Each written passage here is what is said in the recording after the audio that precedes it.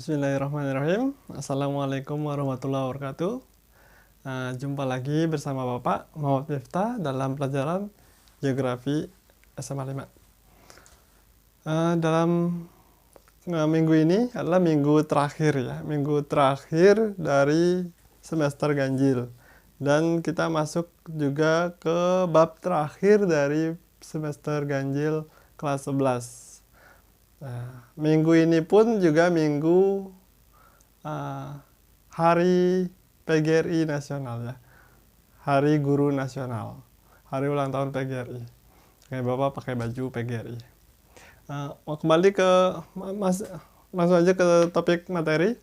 Dalam materi kali ini adalah bab baru, bab terakhir, minggu terakhir. Jadi cuman bahasanya 1 minggu. Sebenarnya dalam PJJ bisa dibuang materi-materi yang kurang penting atau bisa di skip. Nah, tapi dalam hal ini materi ini antara penting dan gak penting juga ya. Sebenarnya sangat penting nih, ketahanan pangan, ketahanan energi itu sangat penting bagi sebuah negara. Nah, kenapa kurang penting ya? Karena kita hanya bisa mengetahui aja, tidak bisa mengambil kebijakan. Yang bisa mengambil kebijakan adalah negara ya, pemerintah. Bagaimana bisa membuat negara ini menjadi ketahanan pangannya bagus, ketahanan energinya bagus gitu. Ya, nanti kalian bisa membaca sendiri bagaimana ketahanan pangan, apa aja unsur-unsurnya, bagaimana pangan di Indonesia dan itu sebagai macam-macamnya. Bapak di sini hanya memberikan sedikit pengetahuan tambahan terkait dengan ketahanan pangan dan ketahanan energi. Dan kalian bisa baca-baca dari referensi lain. Ketahanan pangan ini sangat penting bagi sebuah wilayah. Maka yang mempelajari wilayah itu adalah geografi. Geografi adalah ilmu yang sangat penting. Dikuasai oleh para pemerintah, pemimpin, oleh para penguasa. Jangan sampai mereka tidak paham tentang ketahanan pangan, ketahanan energi, tapi memimpin negara seperti itu. Seperti apa? Intinya dalam negara itu ada rakyat, di sini ada rakyat ya. Ada pengusaha, ada pemerintah, penguasa. Pemerintah. Nah, intinya ketahanan pangan itu rakyat dijamin pangannya, pangan dan energi. Dengan kondisi Indonesia yang tropis, kepulauan, itu sangat mampu untuk menjadi ketahanan pangan yang terbaik di dunia. Tapi apa yang terjadi? Ketahanan pangan terbaik di dunia ada di Singapura. Negara kecil yang gak punya pertanian tapi ketahanan pangannya bagus. Sedangkan kita negara agraris, luas, subur, tanahnya subur, banyak gunung api, banyak sungai. Tapi kita ketahanan pangannya nomor ratusan. Kalian bisa cari di Global Food Security Index. Food Security Index. Kalian akan tahu Indonesia itu ada di urutan keberapa. Sangat miris ya. Kita negara kepulauan, negara subur, negara tropis pula, dengan kaya jenis makanan, namun kita bukan nomor 1 gitu. Singapura nomor 1. Itu yang menjadi kritis. Kita harus kritis sebagai seorang akademisi, kita harus kritis dengan kondisi yang sekarang. Kondisi sekarang udah bagus, kita harus kritisi dengan kondisi yang sekarang. Kondisi sekarang jelek, kita harus kritisi. Jadi kita harus membangun sikap kritis supaya kita akan lebih baik lagi gitu ya. Apa yang terjadi? Yang terjadi adalah kita rakyat pokoknya dijamin. Mau gimana caranya pemerintah menjamin rakyatnya untuk disediakan pangan yang layak tentunya ya. Dengan harga yang murah gitu. Rakyat berusaha bekerja membeli yang murah. Nah, pengusaha, dia gimana caranya dia bisa berdagang nyari untung. Mau itu pangannya itu dari dalam negeri, mau pangannya itu dari luar negeri, yang penting dia untung. Itu pengusaha, pedagang. Nah, pemerintah jangan sampai pikiran selevel pengusaha. Mereka penguasa tapi levelnya level pengusaha, pedagang. Nah, yang terjadi adalah pemerintahnya main berdagang. Pokoknya rakyat kasih makan, ada makanan. Dari mana makanannya? Ya kita beli dari luar negeri, selesai. Enggak seperti itu. Itu namanya kita rentan dengan pangan. Kita ada beras, ya udah tinggal beli. Nah, itu pikiran pengusaha, bukan pikiran pemerintah. Kalau pemerintah pikirannya seperti itu, artinya kita lemah dari ketahanan pangan. Kalau pengusaha sih bagus-bagus aja dia. Ada yang jual dari dalam negeri, ada yang jual dari luar negeri, dia beli, dijual. Nah, kalau seperti itu, maka kita rentan ketahanan pangan. Apa ruginya kita beli dari luar negeri? Rugi. Misalkan, kita produksi 10.000, kita beli bisa 8.000. Ya udah, pemerintah mengambil, lebih baik beli daripada produksi. Itu pikiran pengusaha, bukan pemikiran pemerintah. Pengusaha nyarinya lebih murah, dijual untung. Kalau produksinya itu 10.000, beli di luar negeri bisa 8.000. Yang terjadi, pertanian kita makin lama makin tergerus, makin lama kita bergantung kepada luar negeri. Itu yang terjadi. Ketahanan pangan kita bergantung kepada luar negeri. Daging, susu, kedelai, minyak kelapa sawit, garam, gula, segala macam ya. Bahkan beras. Makanan orang Indonesia, kita harus bisa memproduksi swasembada. Bukan berarti, oh kita produksi sekian aja, sisanya nanti kita bisa beli dari luar negeri. Jangan seperti itu pikirannya. Pikirannya kita harus menjual ke luar negeri. Ya, gimana caranya? Tapi produksi lebih mahal daripada membeli. Nah, itu harus diusahakan dari pemerintahnya. Gimana caranya? Produksinya harus bisa ditekan. Kita tidak bergantung kepada impor. Usahakan kita tidak bergantung pada impor. Itu menjadi ketahanan pangan. Gimana dengan Singapura? Singapura 100% impor. Namun, impornya dia bisa bayar, dia bisa beli. Nah, kita impor dan pula ngutang gitu. Itu akan menjadi beban. Setelah kita tidak punya ketahanan pangan, kita pun akan menambah hutang luar negeri. Indeks foreign direct investment ya, investasi dari luar negeri. Investasi, kata investasi adalah hutang. Apakah kita bisa membeli dengan hutang? Ya, tentu hutang. Yang namanya sistem ekonomi dunia, kita bayarnya pakai apa? Bayarnya pakai dolar. Sedangkan kita tidak memproduksi dolar, pasti kita akan mengambil dolar dari luar negeri. Sedangkan produksi kita menjual barang, dengan produksi kita membeli barang, lebih banyak membeli daripada menjual. Yang artinya, ketahanan ekonomi, ketahanan pangan, ketahanan energi kita akan lemah. Memang kita akan merasakan saat ini, kita tidak ada masalah dengan pangan. Mau beli apa-apa bisa ada. Walaupun harga relatif ada yang mahal, ada yang murah, ada yang sedang. Mau beli daging ada. Mau beli kedelai ada, mau beli tahu, tempe, semua ada. Masalahnya, kalau kita berpikir hanya ada, tapi tidak memproduksi, adanya itu dari impor gitu. Adanya itu dari impor. Sedangkan impor sendiri kita harus bayar pakai dolar. Nah, dolar sendiri dapatnya dari mana? Dapatnya dari kita menjual neraca perdagangan, menjual dan mengimpor. Kalau semakin banyak kita menjual, maka dolar banyak yang masuk. Kalau banyak yang impor, ya banyak tuh dolar yang keluar. Artinya kita butuh dolar, butuh lagi pinjaman dolar, gitu. Ketahanan pangan kita menjadi rendah, ketahanan ekonomi rendah. Bagaimana dengan energi? Energi negara kita tropis, kaya dengan matahari, kaya dengan minyak bumi, gas dan batu bara, kaya dengan energi terbarukan, angin, ombak, arus, dan segala macamnya. Matahari, bahkan juga nikel di Sulawesi, bahkan juga nuklir. Kita sangat berpotensi dengan berbagai energi. Namun energi kita sekali lagi impor.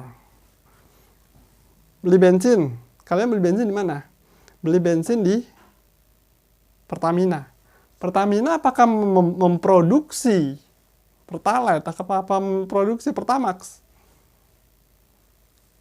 Jumlah produksi dengan jumlah konsumsi lebih banyak konsumsi. Artinya, untuk memenuhi konsumsi harus impor dari luar negeri. Nah, itu yang terjadi. Impor energi. Ya, itu yang pertama buat transportasi. Buat listrik. Kalian listrik beli dari mana? Dari PLN. Dipikir PLN itu memproduksi pakai apa? PLTU, pembangkit listrik tenaga uap.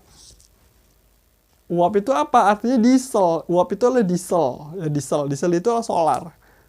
Apakah solar kita produksi Pertamina atau solarnya itu impor? Nah, itu yang terjadi ya. Jadi energi kita listrik ini adalah impor. Atau dari batu bara. Energinya energi kotor. Batu bara itu adalah energi kotor. Mungkin saat ini kita tidak merasakan mati lampu yang berkepanjangan. Ya. Listrik ada lah ya, di Jakarta terang benderang malam. Masalahnya, listriknya itu sumbernya dari mana? Sumbernya yang pertama, dari batu bara. Batu bara itu adalah sumber listrik kotor karena dia menghasilkan CO2 yang banyak. Yang kedua dari diesel. Diesel itu adalah impor. Negara ini sudah terlalu banyak impor dan hutang. Impor dan hutang, impor dan hutang. Mungkin saat ini kita tidak merasakan dampaknya. Dampaknya akan kalian rasakan 10 tahun ke depan karena kebijakan ketahanan ekonomi, ketahanan pangan, ketahanan energi ini sangat lemah dalam mengambil kebijakan. Hanya yang dipikirkan ada yang murah diambil, ada yang murah diambil. Tapi yang murah-murah ini bisa membahayakan dalam negeri dalam jangka panjang. Kalau di luar negeri tidak mau mengekspor ke Indonesia gimana?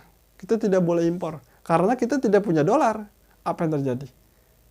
Harga-harga sangat mahal. Lain dengan Singapura, walaupun dia 100% impor pangannya itu 100% impor. Energinya pun 100% impor dia. Mereka nggak punya tambang migas. Singapura nggak punya tambang migas. Namun, mereka bisa bayar. Karena apa? Mereka punya banyak dolar. GDP mereka tinggi. GDP kita paling di angka 4.000-an, 3.500 sampai 4.000. Nah, itu yang terjadi. Nah, kembali ke materi sebelumnya adalah sumber daya alam dan juga pertanian kehutanan. Sumber daya alam kita besar, namun yang terjadi adalah kita menjual ke luar negeri. Apa yang seharusnya? Yang seharusnya SDA kita, sumber daya alam kita harus dipakai di dalam negeri. Kita harus menjual ke luar negeri dalam bentuk produk jadi. Bukan produk bahan baku, bukan produk bahan mentah. Kita menjual minyak, tapi kita membeli bensin, membeli Pertamax. Seharusnya kita tidak menjual minyak ke luar negeri, kita memproduksi Pertamax sendiri sampai kita mempunyai ketahanan energi yang mandiri. Gas kita adalah dari dalam negeri. Ya.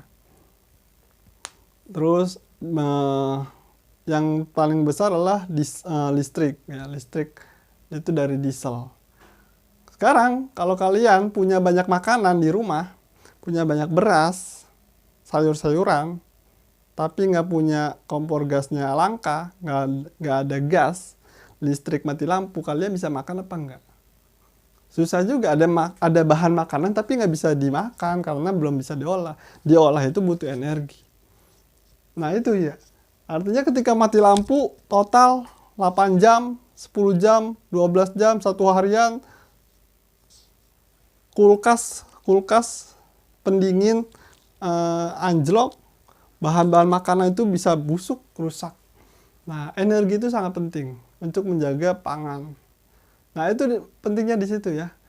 Teringat kepada kisah Nabi Yusuf ya. Kalian tahu kisah Nabi Yusuf ya. Nabi Yusuf itu mengelola pertanian, mengelola ketahanan pangan. 7 tahun penuh makanan, 7 tahun akan kisahnya 7 tahun berikutnya adalah paceklik. Bukan masalah tentang memproduksinya, tapi bagaimana mengelolanya. Itu adalah belajar mengelola ketahanan pangan, ketahanan energi dari seorang nabi gitu ya.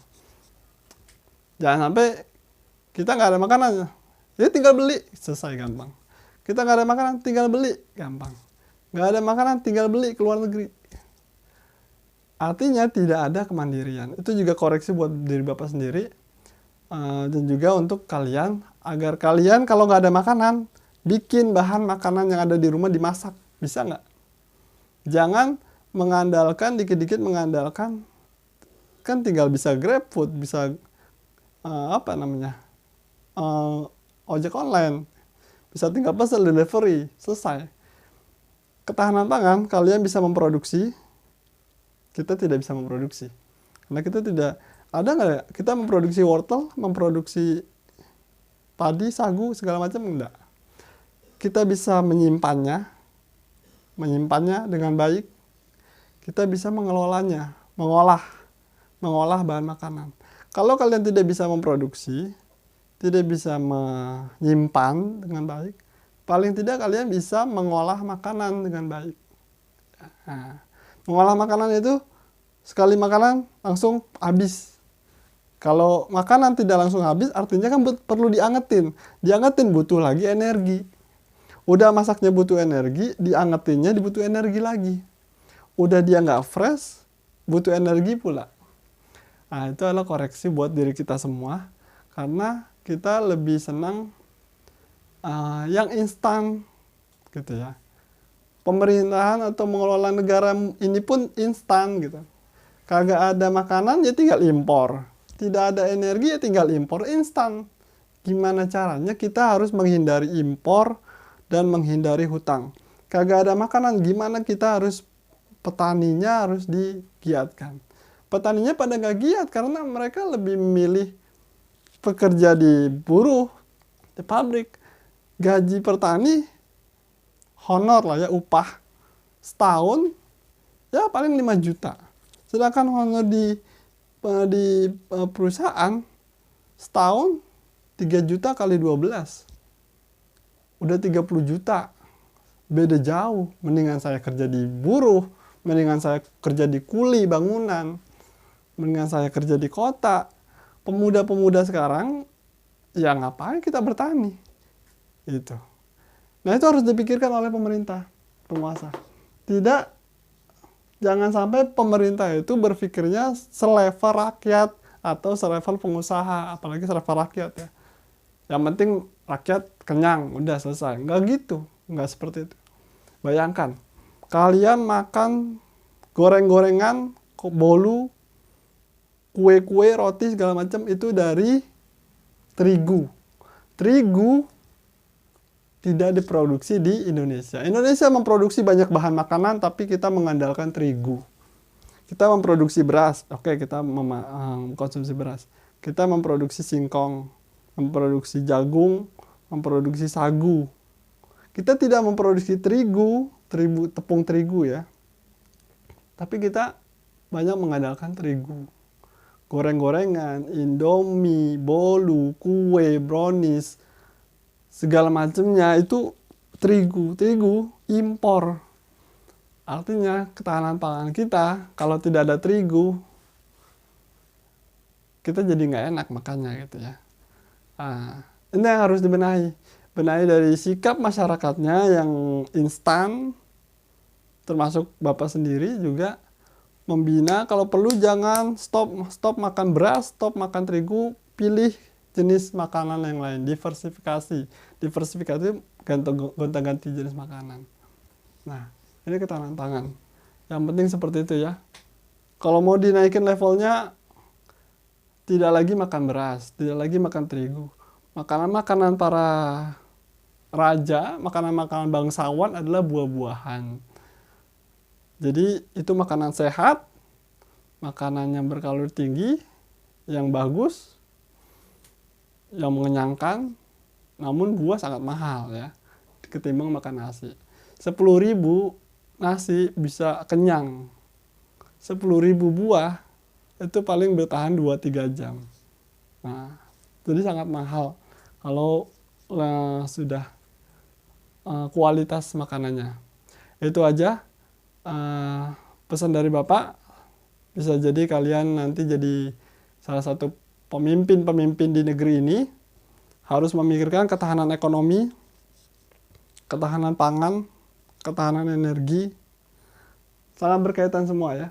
Jadi tidak hanya petaninya, tapi masyarakatnya pun dididik supaya jangan bergantung kepada makanan impor.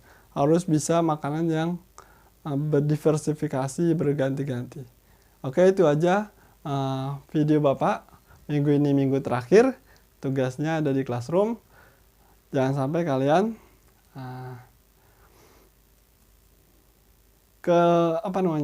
tidak mengerti dari tujuan pembelajaran geografi. Geografi adalah kalian tujuannya memahami bagaimana cara mengelola wilayah. Wilayah itu negara ya.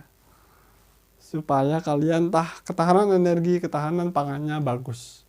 Mungkin tidak saat ini, karena saat ini yang pemimpinnya sekarang, kalian adalah memimpin masa depan, harus memikirkan bagaimana caranya tidak impor, tidak ngutang.